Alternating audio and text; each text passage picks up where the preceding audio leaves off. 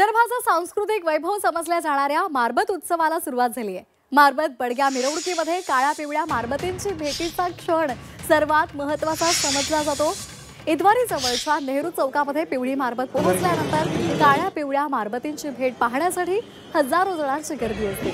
यंदा नेहरू चौकापासून साधारण 50 मीटर पुढे ही भेट होणार आहे। काळी पिवळी मारबतीची ही भेट पाहण्यासाठी तुफान गर्दी असते।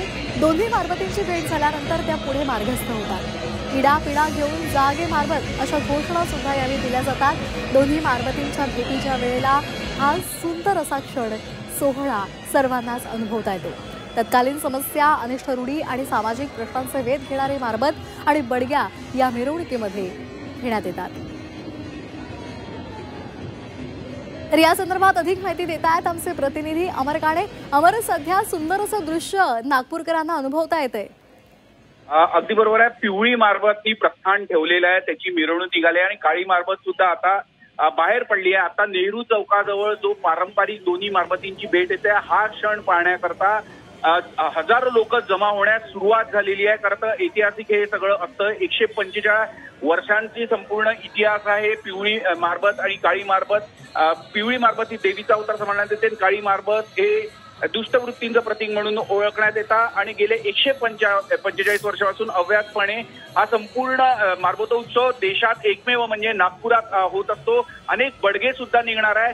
तत्कालीन जे सामाजिक समस्या आहे, रूढी आहे, याला धरून सगळे बडगे काढण्यात येतात। देशविरोधी जे कारवाया करतात, भारताच्या विरुद्ध जे असतात, त्यांचे प्रतिकात्मक पुतळे काढून बडगे सुद्धा काढण्यात येतात। यावेळेला खास करून भारतावर आयात शुल्क लावणाऱ्या अमेरिकेच्या धोरणाविरुद्धचा ट्रम्प यांचा एक बडग्या लक्षवेधी ठरण्याची शक्यता आहे आणि त्याचबरोबर पहलगाम मध्ये जे दहशतवाद्यांनी हल्ला केला त्यांच्या विरोधात सुद्धा घोषणाबाजी करत एक बडगा काढण्यात येणार आहे। आता या मारबतोत्सवाला खऱ्या अर्थाने मोठं स्वरूप सुरू झालेलं आहे आणि मारबत बडग्या सगळेजण आपल्या निश्चित स्थळावरून पुढे प्रस्थान। सध्याचं तिथलं दृश्य, तिथलं वातावरण काय सांगते?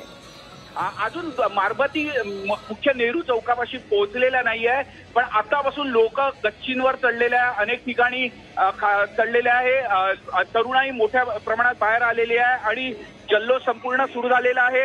अनेक नेते सुद्धा आलेले आपण फ्रेम मध्ये बघू शकतो। अगदी आमदार आशिष देशमुख असो किंवा नागपूरचे जिल्हाधिकारी आणि सगळेजण इथे उत्सव पाहण्याकरता पोहोचलेले आहेत।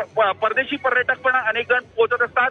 मी दाखवू शकतो गच्चींवरचे दृश्य आपण बघू शकतो। अनेक लोक कसे गच्चींवर ठिकाणी आजूबाजूच्या टेरेसवर चढून सुद्धा हा उत्सव पाहण्याकरता पोहोचलेले आहे। मारबत आता आपण बघू शकतो अनेक लोक काळी मारबत निघालेली आहे, त्या दिशेने मारबतीचा उत्सव बाहेर निघालेला आहे।